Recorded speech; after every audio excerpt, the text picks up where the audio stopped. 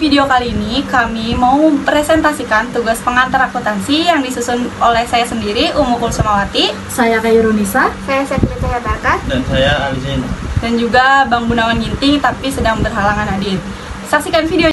Yang pertama adalah akuntansi sebagai bahasa bisnis bagi kalangan pengusaha merupakan proses pencatatan, pengklasifikasian, pelaporan, dan penginterpretasian informasi keuangan suatu perusahaan yang digunakan sebagai salah satu dasar bagi pihak yang berkepentingan atau stakeholder.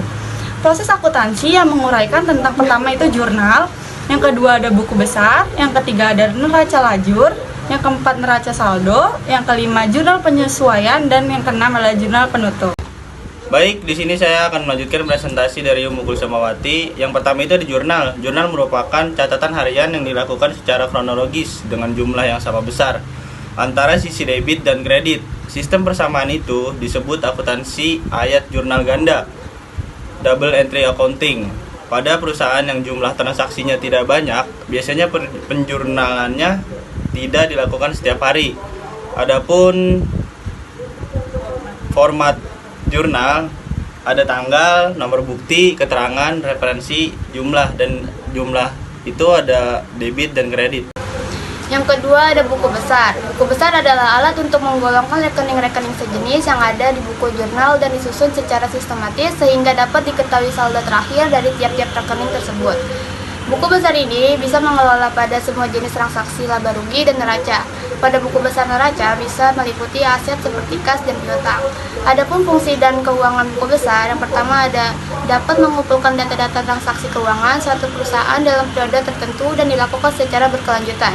Yang kedua ada akun, merupakan sumber media klasifikasi dan pengkodean data transaksi.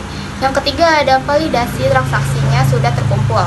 Yang keempat ada dapat melakukan updating akun pada buku besar dan berkas-berkas transaksi. Yang kelima ada melakukan pencatatan penyesuaian akun. Yang keenam ada mempersiapkan laporan keuangan terperinci. Selanjutnya adapun kegunaan buku besar yaitu satu, selain dari fungsinya, buku besar juga digunakan karena memiliki kegunaan yang istimewa diantaranya dapat melakukan pencatatan semua transaksi akuntansi dengan akurat dan memastikan transaksi yang dicatat benar. Dapat melakukan posting pada semua transaksi yang terjadi sesuai dengan akun masing-masing secara tepat. Menjaga keseimbangan akun yang ada di kolom debit maupun kredit. Selanjutnya, akomodasi entry jurnal penyesuaian yang dibutuhkan. Selanjutnya, membantu mempersiapkan dan menghasilkan laporan keuangan yang reliable dan disajikan tepat waktu pada setiap periode akuntansi. Baik, di kesempatan ini kita akan membahas mengenai neraca saldo. Neraca saldo adalah suatu daftar saldo rekening yang terdapat. Neraca saldo biasanya memuat ringkasan dari akun transaksi beserta saldonya yang berfungsi sebagai dasar untuk menyiapkan laporan keuangan atau sebagai dasar evaluasi.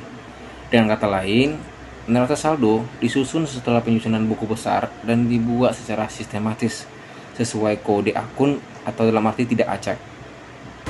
Demikian video presentasi dari kami, kurang lebihnya mohon maaf. Wassalamualaikum warahmatullahi wabarakatuh.